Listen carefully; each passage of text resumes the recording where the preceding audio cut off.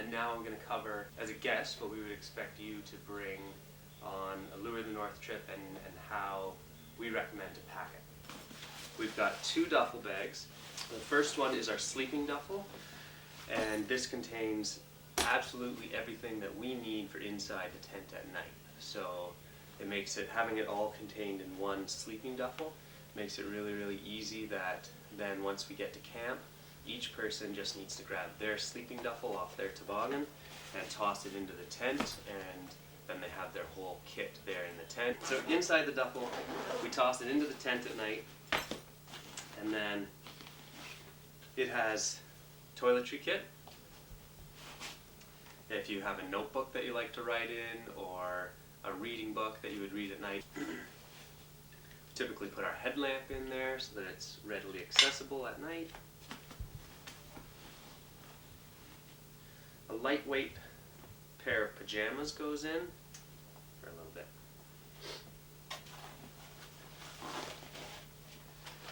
You can use 2 types of sleeping pads. We like this Thermarest style sleeping pad. It packs down really nice and small, and it's very warm. The alternative is to use a closed cell foam pad, and sometimes we'll even use both. So the closed cell foam is nice as well because it's more durable and it is versatile, and it's a lower cost. But either one of these options is great. If you have the roll-up pad, then try to get it right inside your sleeping duffel. Obviously, if you've got one of these big guys, it's not really going to fit inside the duffel very well, and that's okay to have this item that just rides free on the toboggan.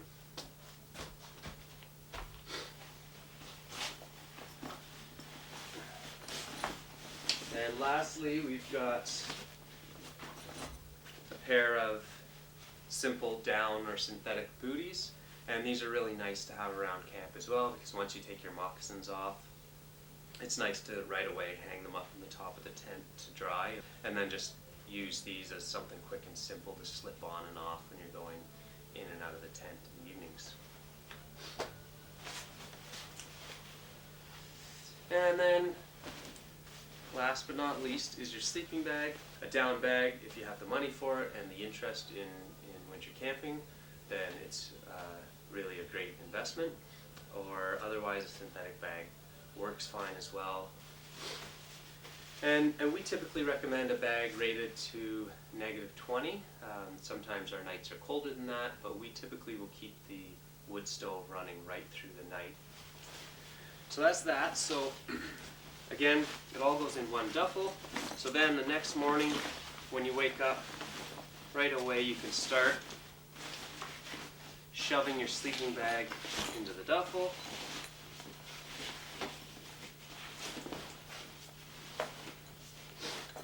And the booties go in because you don't plan to need any of this stuff throughout the day. Sleeping pad. The pajamas are going in. The toiletry kit. The headlamp. And the notebook. And then you just pray that the zipper doesn't break when you're trying to show off to everyone how small your duffel is. Bring the notebook. And then that's really nice because in the morning you've packed it up and you can just toss it out the tent door, and it keeps things really nice and clean.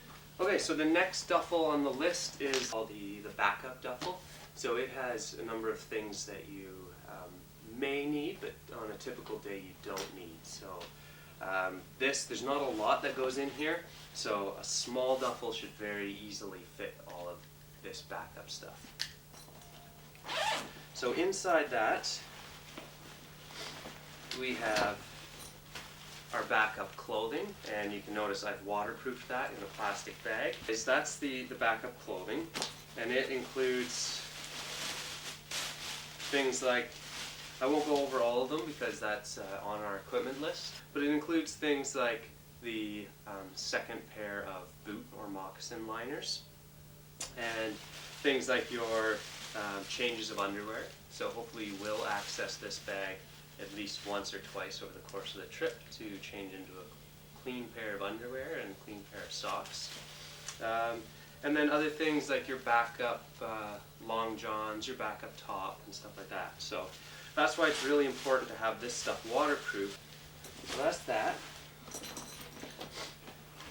Also in there I've got my rain clothes. So these, some trips these will never come out, and other trips they'll come out, you know, once or twice over the course of a longer trip. So typically they stay inside this backup duffel, which gets packed away under the tarp on the toboggan. But if we wake up in the morning and it looks like it might be a warm and drizzly day, then we would pull these items out and have them accessible somewhere, maybe in our day box here or somewhere else on top of the toboggan. But because they see so little use, we generally leave them packed away. And same thing goes for the rubber over boots. If you're wearing moccasins, then you'll wear your moccasins 90% of the time, and typically won't need your rubber boots, so they just get packed out of sight and out of mind until we feel like we're going to need them for the day.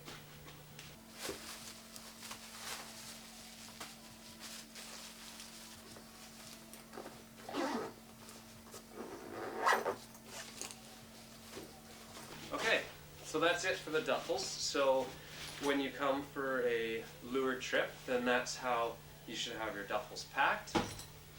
One sleeping kit that contains everything that you plan to use in the evening,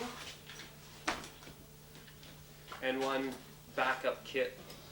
And finally, you will show up with those two duffels and all the clothing on your back. And then the last thing is one day kit. So we provide these boxes, and that we find that they make for a really good day pack for the items that you would use throughout the day. So when you're taking off little clothing items or other things like your water bottle and stuff. We really like these boxes because we have these, we've installed these little hooks on the side so that they can be lashed down to the toboggan without having any lashing lines cross over the top of the box. So that means that throughout the day, when you need to access the box, it's a really simple matter. You just undo this top, and you can remove the lid, but the box is still lashed down to the toboggan and it's still nice and secure.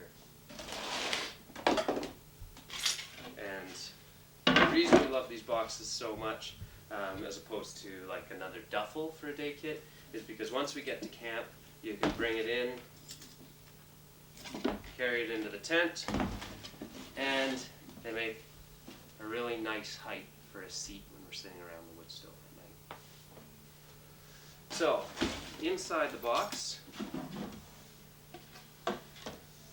throughout the day when you start taking off little items like your toque and your mitts that you excuse me, will obviously need again at some point throughout the day, then they can just go in the day box. The bigger items, like the anorak, as I mentioned, will not go in. Typically they'll just get bungeed on top somewhere else. So we've got little clothing items. Scarf would be another good candidate to go in there. We've got your water bottle.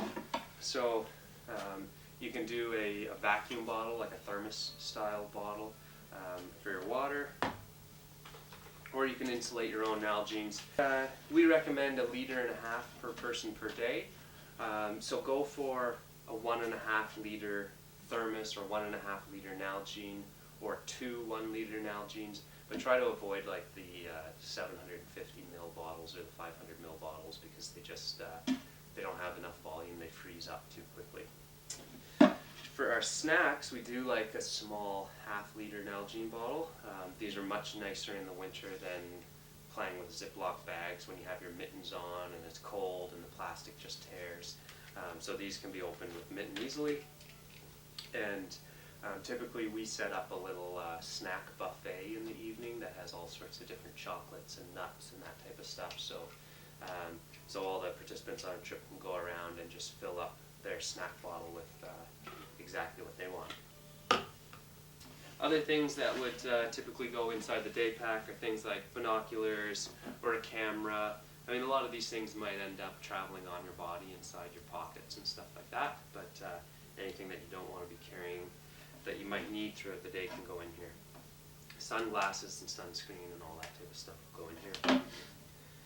So this stuff, when you're showing up for a trip with us, you can just bring it, maybe in another duffel or something, and then once we go to start the trip, you'll be assigned your day box, and then you can transfer that. And that's it.